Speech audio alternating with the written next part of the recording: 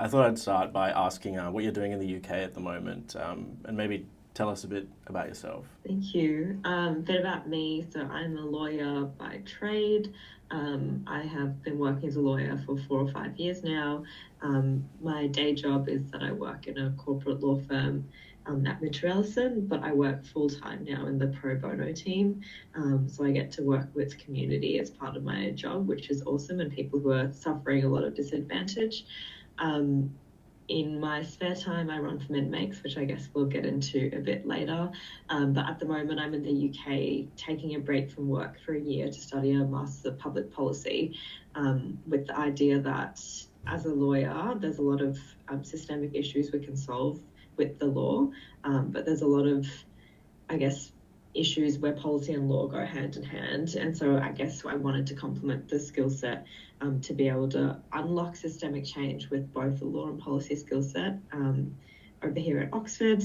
And it's been amazing so far, yeah, learning from colleagues from all around the world. In my course, there are 150 people with 63 different countries, so people from all around the world, many who are interested in gender-based violence, and interesting hearing about different perspectives from different cultures and different countries. So yeah, that's what I'm doing over at Oxford. Cool. Okay, so do you want to tell us the story about Famin Makes and the impact it's been having? So Famin Makes is just a little social enterprise project that I started about 5 years ago now. Originally started it when I had a break between 6 month break between uni and work. And it just has continued along the side of work for a few years. So basically what I do with Famin Makes is I sew hats, I sell them, and I donate the proceeds to Women's Legal Service Queensland. And alongside that do educational stuff, speeches, storytelling to kind of spread awareness about domestic violence. The idea is that the hats start conversations about domestic violence too. So in terms of monetary impact, I've raised about $72,000 now with Famin Makes. But yeah, as I said, it's also the educational side of things that is really important, and you can't really quantify that. You can't really quantify how many conversations has it started about domestic violence. How many people have had a tough conversation when they otherwise wouldn't have been able to, because the hat gives an easy way to start that conversation. Yeah, wow, that's an insane amount of money. Congratulations. Thank you. I thought I would struggle to raise $1,000, but it ended up just being really popular. I think people just loved the feel-good nature of it. It's something that's really simple and small. People can feel like they're doing something just by buying a small thing. And it's just fun and creative, and it snowballed from there. So yeah, didn't expect it, but here we are.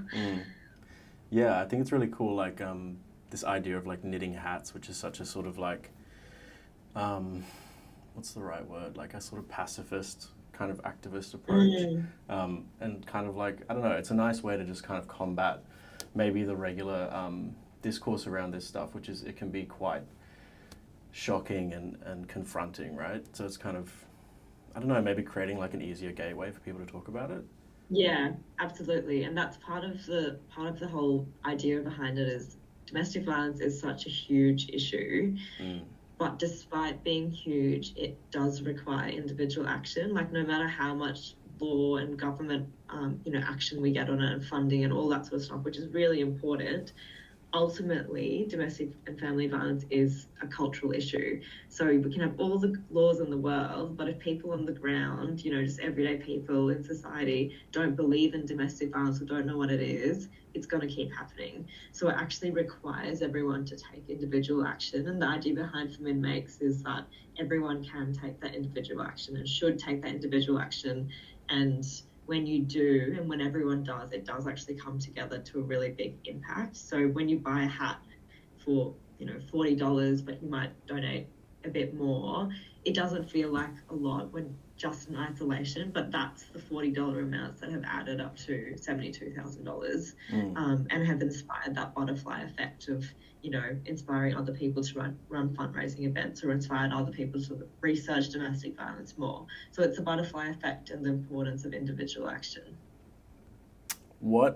Maybe you can give us some background about why Yeah. advocating for family and domestic violence is such an important issue for you? Yeah. Yeah, my family has experienced domestic and family violence.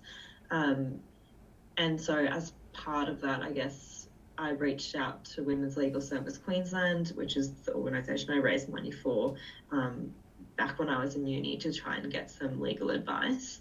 And when I did that, when I tried to reach out to them for the first time, I just realised how underfunded they were. So I got they have free drop-in advice sessions. At the time, this advice session was starting at 5:45. Sorry, at 5:30. I got there at 5:45, and I was turned away because the clinic was already full for that night, and I was the seventh group of women turned away for that night. Wow. And a woman in front of us got turned away as the eighth woman that got turned away that night. And as she walked up to the door, I just honestly just assumed that she was a lawyer because she was in business clothes, which again shows even I have these biases of what domestic and family violence looks like, because everyone does, ingrained in them. Anyway, so she walked up to the door and she asked for help and she got turned away, and then she just burst out into tears.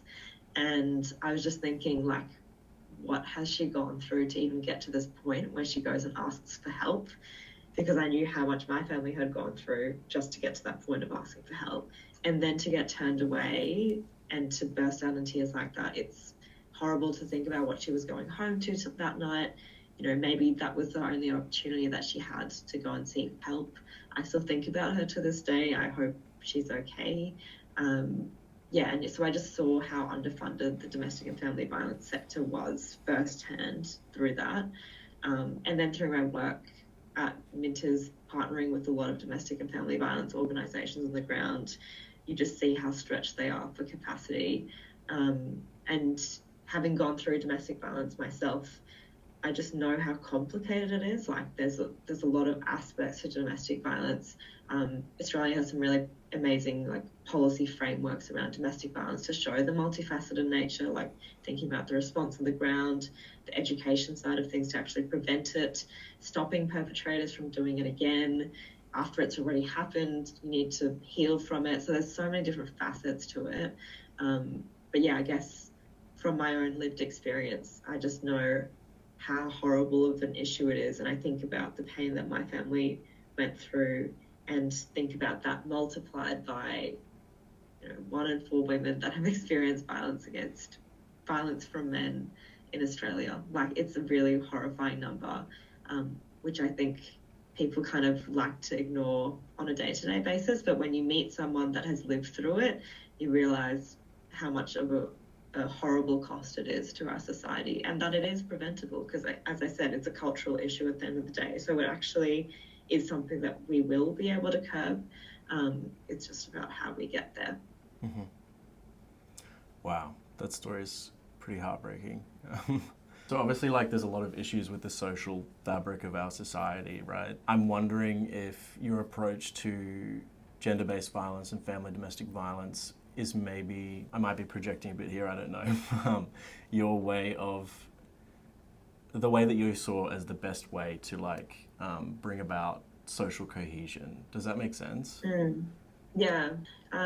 Yeah, I think at the time when I started it, I didn't think of it like that because it's just that I had 6 months off between uni and work. A lot of my friends were traveling. I couldn't do that because of my family situation. So I just wanted to do something. I wanted to do something with my hands. I've sewn growing up, so I thought it was an easy way to do it. As it kind of became bigger and bigger and more people started buying hats, I realised the power of that social cohesion element and the power of storytelling as well. I'd be going, so as an example, I went to an event which was, a Rotary Club event, probably about 30 people, which were people that are, quite like older demographic than I would usually interact with. Yeah. And I told kind of my story of Famin Makes and what had happened to my family. And they were just completely mind blown. Like they were like, wow, we honestly had no idea. We had no idea about what it actually is like to live through domestic violence, but we also didn't click for them that domestic violence was happening in their community, like in that suburb where I grew up. it's not a super low socioeconomic suburb. Like, people just assume that domestic violence happens in, those suburbs over there and those poor suburbs, but it's something that actually goes across all of society. And the power of storytelling on that night, again, with that social cohesion element, because I think one thing that I struggle with is on Instagram and social media, we're often in kind of like bubbles of people that we would interact with anyway, looking at issues that we would interact with anyway, or issues that we care about anyway. And you go into these moments and these rooms with demographics and groups who you wouldn't otherwise necessarily talk about these issues with. Yeah. And they're really receptive. The power of human connection, the power of storytelling, that night motivated them to then donate $1,000 to Famin Makes, just from, that storytelling element. And you then can't quantify that social cohesion element and the element of them, thinking about how differently they view the world after that storytelling, and the empathy that they carry for domestic and family violence victims, and the willingness that they have to help domestic and family violence victims after that night. You can't quantify that. And I think that's the beauty of, a project like this, which is just so on the ground and so conversation driven and so simple. It's not a, a massive burden to get involved with. It's just a simple thing, and a simple goes a long way in terms of, that social cohesion element. Famin Makes is centred around making sure that services for women who experience family domestic violence are adequately funded. What more needs to be done, in your opinion, to support culturally and linguistically diverse women who experience family and domestic violence? Yeah, so there's a lot of unique barriers that women from multicultural backgrounds face when they're experiencing domestic violence as compared to a mainstream member of society. And that doesn't mean that it's any harder in terms of, it doesn't mean we have it any worse as from multicultural backgrounds. It just means that the drivers of domestic violence, the way that it plays out, is ultimately different. And what that means is that we need unique and tailored law and policy responses in order to target and address domestic violence in multicultural communities. So there is just so many additional barriers for women facing domestic violence from multicultural backgrounds. So mainstream support services are not tailored to be culturally safe. They don't have enough funding to do that at the moment. They don't have enough funding to kind of tailor their services. So as an example, you'll have people from support services that don't know about different cultural backgrounds. They might not have interpreters available, even if they do have interpreters available, or even if they can explain, even if the client can understand English, things should be explained in a way that are kind of more simple English. A lot of services don't do that. In terms of underlying drivers of domestic violence, there's a lot of unique cultural factors. So, for example, my family is Bangladeshi. In Bangladeshi culture, it is absolutely not the norm to separate from your partner, even regardless of domestic and family violence. No one separates. And so if you think about, a stigma against separating and divorcing generally, how are you going to leave a domestic and family violence situation? What is your community going to say about you? Who are you going to have left in terms of your social circle, especially considering that when you're a migrant, most of your family is not in the country that you're living in. So you don't have that extended fallback of family support. Just flat out racism as well from some services, from the Queensland Police Service is doing a lot of work at the moment to kind of redress a lot of cultural change, but absolutely women on the ground unfortunately experience racism from services like the police. There's also just a lack of culturally safe healing options available. So talking about like psychologists and counsellors, I once had a psychologist say to me that it must be because of my culture that this happened in my family. And I basically had to educate her about how domestic violence actually happens in Australia, with white Australian people, it's actually really common, and it wasn't because of my culture that this was happening. But of course, the way that it was playing out uniquely was, culturally driven, and that they're two different concepts. So yeah, there are a lot of gaps that women from multicultural backgrounds, and that's also evidenced in the lack of data as well. So there's not even any reliable data that shows what the prevalence of domestic violence is for culturally diverse women in Australia. So there's a lack of data showing the prevalence. Then there's also a lack of kind of research that really digs into the different barriers that multicultural women face. So yeah, basically, the barriers that multicultural women face in experiencing domestic violence span across all facets of domestic violence. So in terms of the education, the lack of culturally safe response support services that are available, the lack of culturally safe intervention services available in terms of men's behaviour change, and the lack of healing options available. And one thing that I didn't mention as well in terms of drivers is women on visas face an additional driver of domestic violence as well, because basically visas can be used as a tool for power.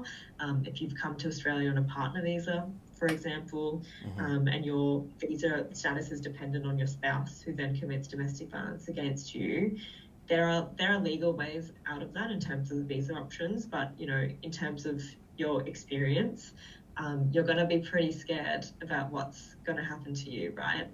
It's a pretty high bar to then go and tell someone that this is happening because you're scared that you'll be deported out of the country. And then if you go back to your country, what will your family say? What will your friends say? So it's really complicated. There are all these unique kind of barriers and drivers for multicultural women, which is why we need unique law and policy responses to respond to that. And I'm doing some work. I sit on the Lived Experience Advisory Council to the Commonwealth Domestic Violence Commission, who is now starting to do some work kind of really honing in on multicultural domestic violence, which is really exciting. So I really believe that there's change on its way, but it's kind of the next frontier. Australia has done a lot of work on domestic violence over the last number of years, but that intersectionality element is something that's still really lacking, and it's kind of the next phase that we need to attack. There's kind of two facets to approaching it, right? It's like there's legislative change and then there's social change, and the social change more maybe kind of looks like ways in which we as individuals can take responsibility in our own lives and try and advocate for change. And it kind of leads on to my last question, which is about, as someone who doesn't know a lot about this and as someone who's a man, what do you think are the best ways that men can combat the prevalence of domestic violence, other than obviously not committing domestic violence? Yeah, it's a low bar. I think this question is really important. I think in order to solve domestic and family violence, we actually need men to be on board. It's really important that men are on board. And sometimes I feel a bit sad looking at even, for example, the split in my followers on Famin Makes, my customers in terms of who has bought hats. It's very much skewed towards women. Even when you go to any sort of conference or roundtable about domestic violence, it's always overwhelmingly women in the room, which is, it's important that women are there because women are disproportionately affected by domestic violence, but men disproportionately commit domestic violence. The overwhelming majority of perpetrators are men. And so we actually need men to be part of the solution. And I think, again, don't underestimate the power of an individual. So as an individual man, you might say, oh, well, I'm not committing domestic violence anyway, it's fine. But do you know about domestic violence? Have you ever looked into domestic and family violence? There's even, in my own social circles, I hear about men's behaviour, which is not okay. You think about the classic domestic violence, which people think of, which is like physical abuse, but there's actually a long spectrum of behaviour that physical abuse. And when you're thinking about domestic violence as a whole, it actually encapsulates like psychological abuse, coercive control, verbal abuse, all these types of things that we don't actually typically think of as domestic violence. And there are plenty of men who are, knowingly or unknowingly doing behaviour that either leads them to do domestic violence in the future or creates a culture for other men to also do that behaviour, which then for those other men can lead to domestic violence. So I think the number one thing is educating yourself and like really researching on what domestic family violence is and what it can encompass. Because as soon as you're conscious of that, you can not only stop that in your life, but you can call out your friends when they do that, and they will. Like, you might think that, domestic and family violence isn't relevant to me, but I think about my family and, the comments that the perpetrator in my family was making just at parties. No one knew that we were experiencing domestic and family violence, but people heard the problematic comments and no one stopped him. Mm-hmm. So if they had been clued onto it, if they had known about what domestic and family violence is, maybe they could have spotted those signs. And then been able to not only offer support to my family, but curb that men behaviour. And men calling out men is always a lot more effective than women calling out men. So every man has a responsibility to really look into and understand what domestic and family violence is in order to then create that culture in their own men circles of what is okay and what is not okay. And ultimately, creating a safe environment to also talk about it with other men. Again, having that butterfly effect. Every man can have the butterfly effect and every man should have that butterfly effect, but that butterfly effect starts with your own work. So the first step is researching it, understanding it, and then being able to talk about it with your friends, with your mates, with your friends, with your family, with your colleagues, with everyone. Because ultimately you might think that domestic and family violence doesn't affect you, but I guarantee you probably know someone in your life that has experienced it. You just don't know it. Yep. Okay, so I think maybe from what you're saying, like a good takeaway for men is to do your research, basically. And from that research, we need to be having conversations with other men about this stuff and trying to educate other men on these issues. I think it's poignant what you say about some men not even being aware that they might be committing these behaviors, right? Anywhere along the spectrum of severity. So, I just think, as you say, it's very important for us to be researching this stuff. And I'm glad I've had this conversation with you. Now I know a little bit more. And I can have that conversation with people around me as well. And that's really the least we can do, really, to support our communities and the people who are suffering around us. So, that's a good first step. Yeah, amazing. Awesome. Well, thank you so much, Famin. No worries. Thank you. That was an awesome chat.